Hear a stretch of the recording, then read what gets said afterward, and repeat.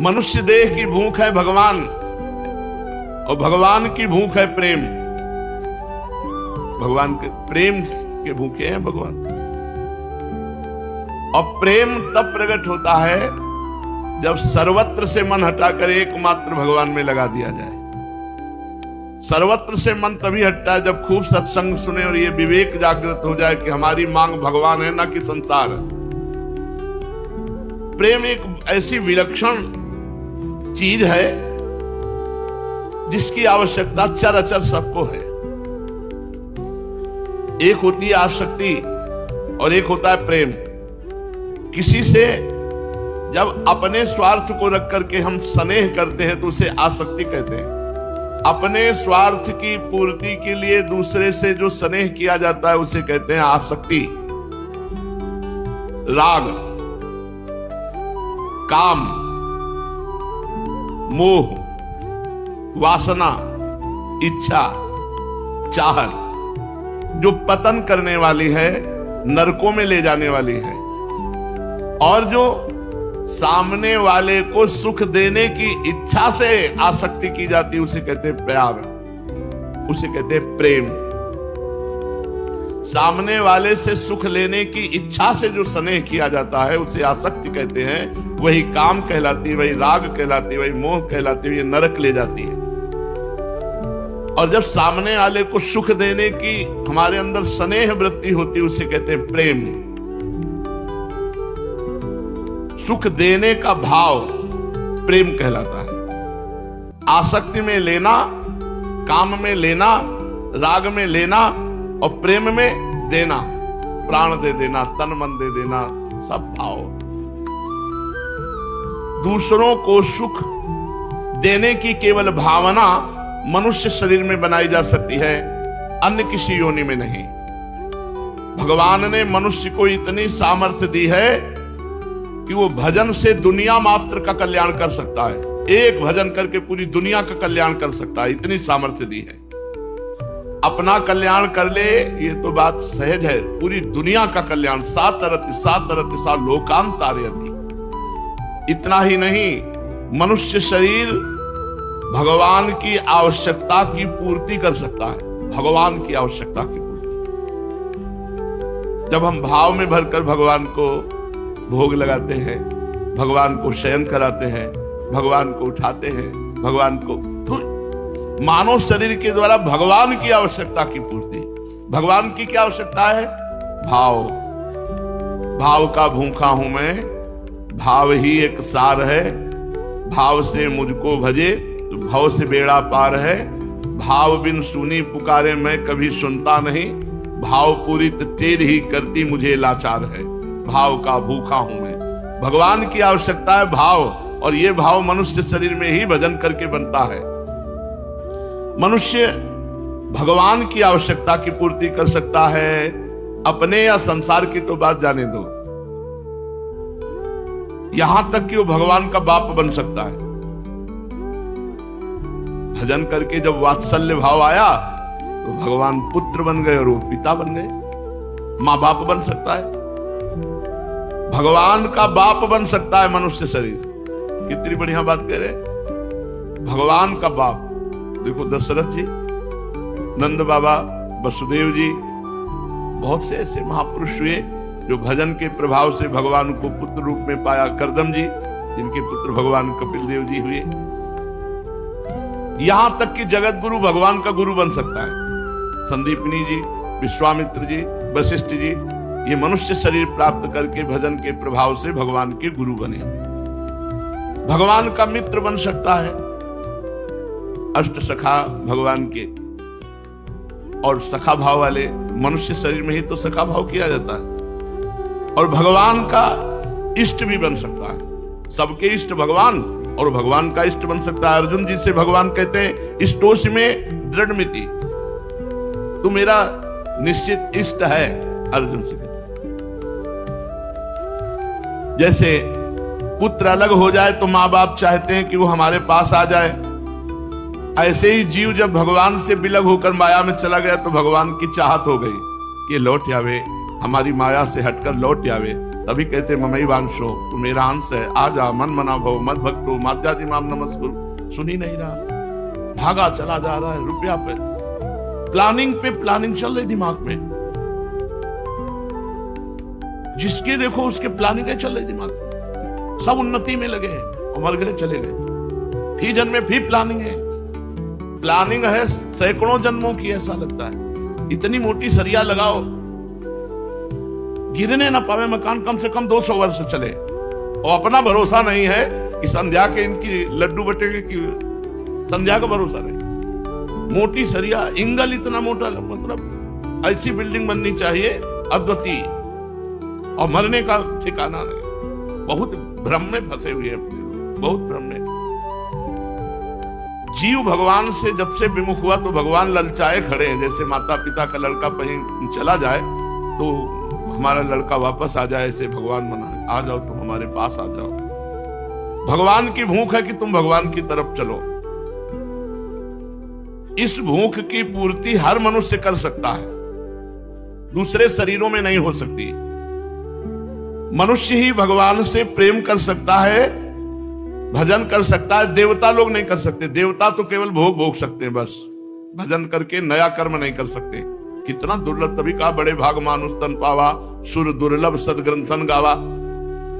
मनुष्य ही भगवान से प्रेम कर सकता है, देवता लोग भी नहीं, और नारकी जीव तो बेचारे कर ही नहीं सकते।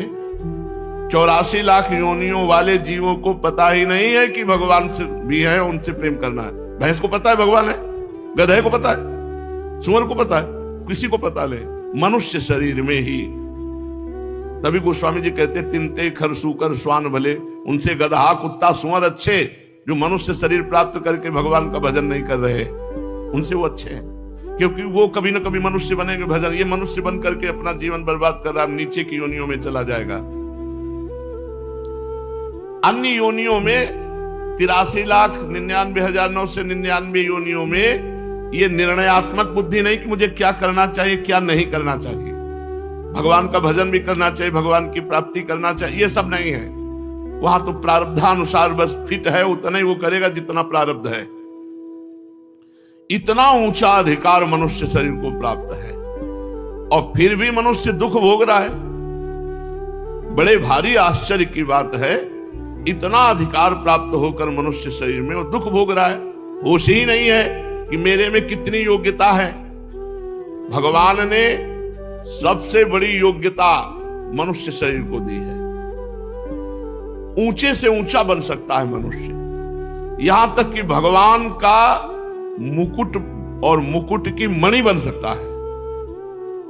मैं हूं भक्तन को दास और भगत मेरे मुकुट मणि, पग चापूं और सेज बिछाऊं नौकर बनूं हजाम, हाकूं बैल बनो गढ़वारो बिना तनख्वाह रथवान, यही तो मेरे मन में ठनी भगत मेरे मुकुटमणि। आप कृपा करके मेरी बात में ध्यान दो, बड़ी विलक्षण बात कह रहा हूं कि मनुष्य शरीर में जो योग्यता है वो देवताओं में भी नहीं है। जितने भक्त हुए हैं वो सब मनुष्य योनि में ही हुए हैं, मनुष्य शरीर से तो भजन किए। इतने ऊंचे दर्जे के हुए, भगवान उनके चरण चापे, भगवान उनके सेवक बन गए, भगवान उनके नौकर बन गए। संसार के आदर को ही बड़ा समझते हैं, लेकिन उन मनुष्यों को देखो जिन्होंने भजन किया तो भगवान ने उनका आदर किया। भक्तों का आदर स्वयं भगवान करते हैं। कितनी विलक्षण बात है, कितना बड़ा आदर। अर्जुन रथी बने बैठे हो, भगवान सारथी बने बैठे। जहां अर्जुन के जूता है वहीं भगवान बैठे। सारथी जब खड़ा होता है तो कहां बैठता है? रथी के चरणों के पास। रथी ऊपर होता है, सारथी नीचे। विचार करो, जिनकी चरण रखने की चौकी को ब्रह्मा शंकर आदि नमस्कार करते हैं, वो अर्जुन के चरण रखने की जगह पर बैठे हुए। भगवान सारथी बन गए, नौकर बन गए त्रिलोचन जी के यहां। भगवान ने जूठन खाई, जूठन उठाए, घर का काम धंधा किया। जिस तरह माता अपने बच्चे का पालन करके प्रसन्न होती, इसी तरह भगवान अपने भक्तों की सेवा करके प्रसन्न होते हैं। भगवान का भक्तों के प्रति एक अलौकिक प्रेम होता है। जैसे चारे में गोमूत्र या गोबर की गंध भी आ जाए तो गाय वो चारा नहीं चरती, परंतु अपने नवजात बछड़े को जीभ से चाटकर साफ कर देती है। वास्तव में वह बछड़े को साफ करने के लिए ही नहीं चाटती, इसमें उसे खुद को एक आनंद आता है कि मेरा बच्चा है। उसके आनंद की पहचान है कि अगर आप बछड़े को धोकर साफ कर दोगे तो गाय का दूध कम हो जाएगा। वो जब चाटेगी बछड़े को तो दूध ज्यादा देगी। अगर गाय बछड़े को चाट कर साफ कर देती तो उसका दूध ज्यादा होगा, क्योंकि वो उत्साह संपन्न हो जाती है, आनंद युक्त हो जाती है। गाय की जीभ इतनी कड़ी होती कि चाटते चाटते बछड़े की चमड़ी में कहीं भी कोई दोष नहीं रह जाता, एकदम स्वच्छ कर देती है। गाय को एक आनंद आता है अपने बछड़े के चाटने में, ऐसे भगवान को आनंद आता है अपने भक्ति की सेवा करने में। अखिल कोटि परमात्मा को सेवक बना दिया मनुष्य ने भजन के प्रभाव से। भगवान भक्तन पाछे यो फिरत जो बछड़ा संग गाय। भगवान को भक्त की सेवा करने में बड़ा आनंद, बड़ी प्रसन्नता होती है। देखो मनुष्य शरीर की योग्यता परब्रह्म परमात्मा को सेवक बना दिया। माधवदास बाबा की लंगोटी धो रहे, एकनाथ जी के यहां शिखंडिया बन के कई वर्ष तक सेवा में रहे, त्रिलोचन जी के यहां कई वर्ष तक सेवा में रहे भगवान, और कितने भक्तों की सेवा कर रहे हैं। मनुष्य भगवान की इच्छा की पूर्ति करने की सामर्थ्य रखता है, भगवान की इच्छा की इतनी इसमें योग्यता है, परंतु ये अपने स्वरूप को न जानकर दर दर भटक रहा है, तुच्छ भोगों के टुकड़ों के लिए भटक रहा है। सामर्थ्य इसलिए है कि परब्रह्म परमात्मा को अधीन कर ले। हरि हरि हरि, कितनी विडंबना है। ये किधर चला गया? अरे तू लौट, आनंद का बच्चा लौट। तुझे किसी भोगों से आनंद नहीं मिलने वाला, तू आनंदमय है, चैतन्य घन है, तू परमात्मा से आनंदित होगा। ये बात समझ लो। जब आनंद सिंधु को भी आनंद देने की सामर्थ्य तुम्हारे में है तो तुम भोगों से कैसे तृप्त हो सकते हो जिनमें आनंद है ही नहीं। भगवान भक्त का सब काम उठा लेते हैं, सब काम। मल धोने से बढ़कर क्या काम हो सकता है? भगवान भक्त के लिए अपयश भी सह सकते हैं, तिरस्कार सह लेते हैं, अपमान सह लेते हैं। भगवान ने भक्तों को बहुत ऊंचा दर्जा दिया है। भगवान ने कह दिया दुर्वासा जी से, अहम भक्त पराधीनो स्वतंत्र इव द्विज। मैं अपने भक्त के पराधीन हूं, भक्त के अधीन हूं। यह मनुष्य शरीर की योग्यता है। थोड़ी सी संकल्प वृत्ति कर लें तो अनंत ब्रह्मांडों की रचना कर लें, ऐसा परमात्मा और कह रहा है अहम भक्त पराधीनो। यह सामर्थ्य तुम में है कि तुम यदि अपनी भजन वृत्ति बढ़ाओ तो तुम परमात्मा को भी अधीन कर सकते हो। अहम भक्त पराधीनो अस्वतंत्र, मैं स्वतंत्र नहीं हूं। जिसके इशारे पे अनंत शक्तियां नाचती हैं, गोपियां अपने छाछ भर अपने इशारे से नचाती हैं। ताई हीर की छोहरियां छछिया भर छाछ में नाच नचावे। लाला ऐसे नाच, परमात्मा वैसे नाच रहा है। कितनी बड़ी सामर्थ है कि जो उमादार जोशित की लाई सबही नचावत राम गोसाई, उसको भक्त नचा रहा है। तालियां बजा रहे गोपियां और बीच में ठाकुर जी नृत्य कर रहे। अरे वो नाचने के लिए तैयार हैं, तुम तो तैयार हो नचाने के लिए। नंद जी के यहां 9 लाख गवे हैं, पर प्रेमी गोपियों के लिए भगवान एक छाछ पे नाचने के लिए तैयार है। गोपियां कहती लाला नाचो तो तुम्हें छाछ देंगी, तो थोड़ी सी चुल्लू भर छाछ पिलाने के बदले वो नाच रहे हैं। क्या 9 लाख गवे हैं केवल नंद बाबा के, और नंद है। भगवान अपने प्रेमी भक्त की जरा सी वस्तु पाने के लिए ललचाते हैं। देखो ना, भगवान ने सृष्टि में क्या नहीं बनाया, और आप विदुरानी के हाथ के छिलका खाकर वाह वाह कर रहे, ललचाते हैं। कोई प्रेमी प्रेम में भरकर हमको दे, प्रेम में भर करके सबरी जी के बेर खा के वाह वाह करते। सुदामा जी के तंदुल चबाकर कहते, आज मैं ही नहीं अनंत ब्रह्मांड तृप्त हो गया मित्र तुम्हारे इन तंदुल से। भाई चावल और चावल के टुकड़े में कौन सा स्वाद है? पर ब्रह्म परमात्मा पुलकित हो रहे हैं पाकर प्रेम। हृदय का प्रेम भगवान को जितना मीठा लगता है उतना और कुछ नहीं लगता। भगवान के हृदय में कामना पैदा कर दे, ये भक्त की क्षमता है। आप्त काम अमना भगवान के मन में भूख पैदा कर दे, ये भक्त की क्षमता। वो भक्त मनुष्य ही तो बनता है, मनुष्य की क्षमता है। इसलिए इस मानव देह की योग्यता को समझो। भगवान की प्राप्ति, भगवान को रिझा लेना, भगवान के निरंतर भजन में लगे रहना। देखो, किसी न किसी का तो आश्रय लेना ही पड़ेगा, बिना आश्रय के आप रह ही नहीं सकते। खास बात समझ लीजिए, बिना आश्रय लिए आप रह ही नहीं सकते। ये स्वभाव है हमारा।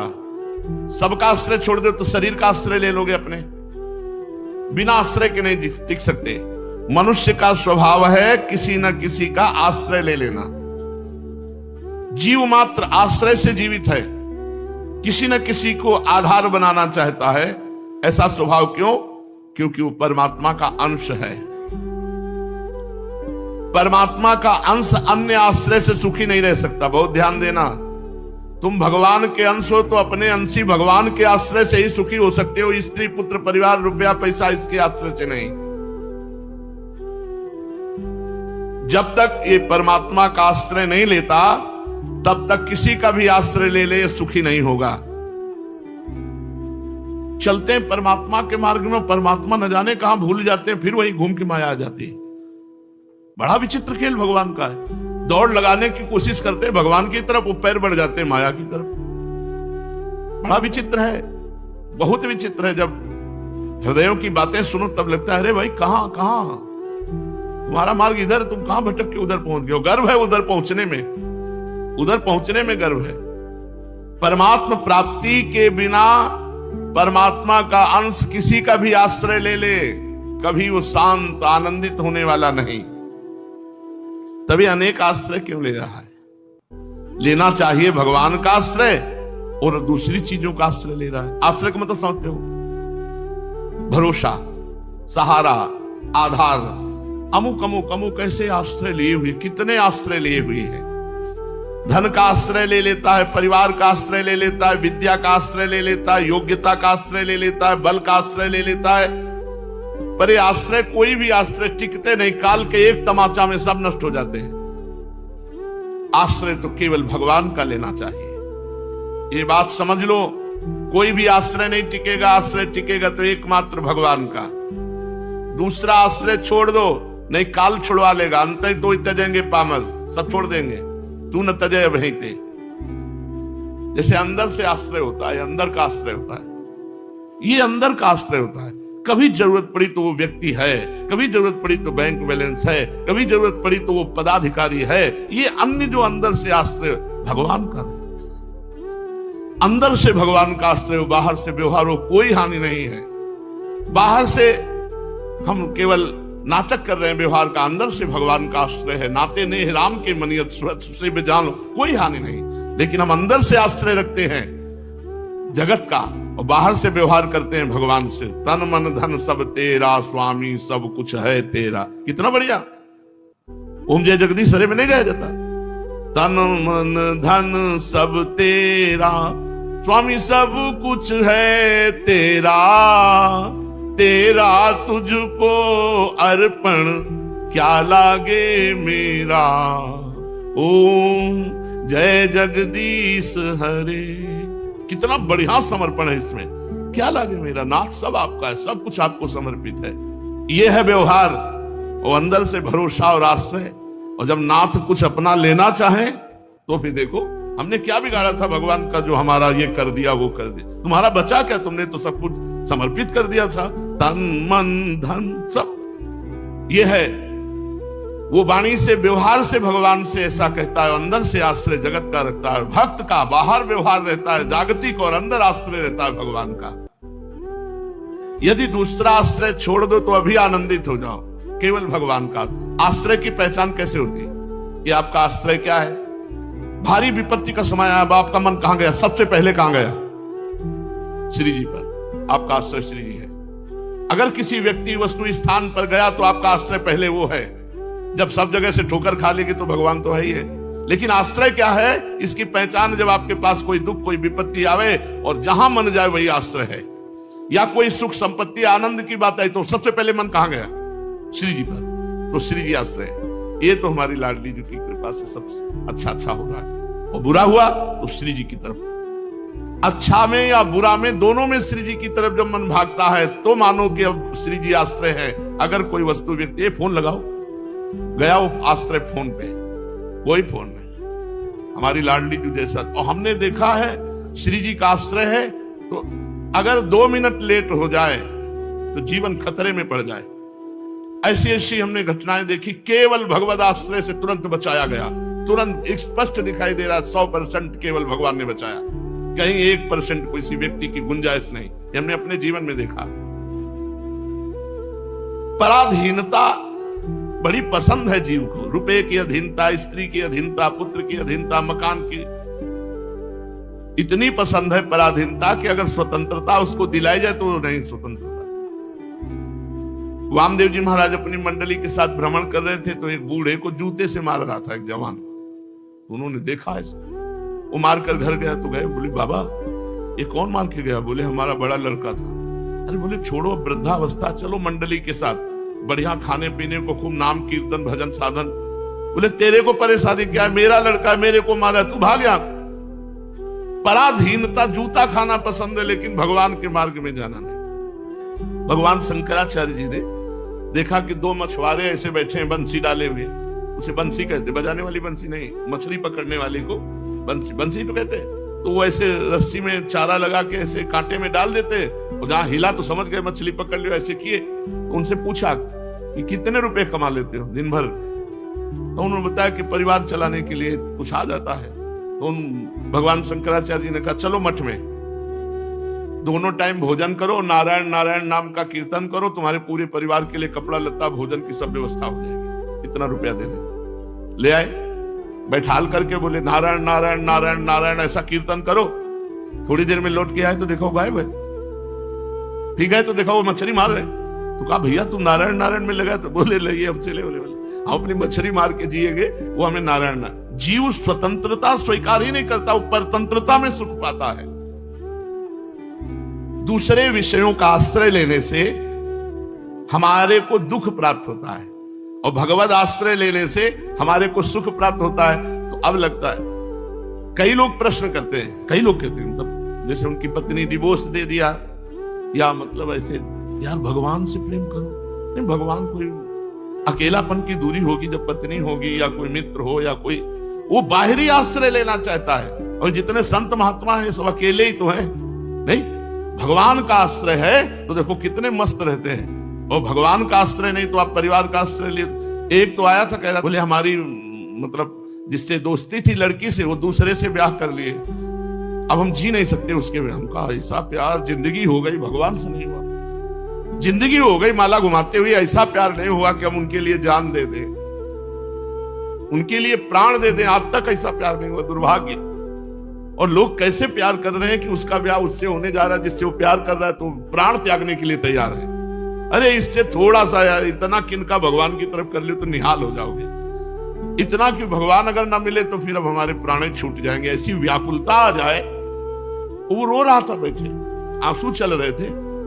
हमका बताओ कितना सुंदर प्यार है, कितना सुंदर प्रेम है, लेकिन गलत जगह है, इसलिए इसकी दुर्दशा है। यही भगवान के लिए आंसू निकले, भगवान के लिए व्याकुलता हो तो महाराज भगवान सह न पावे।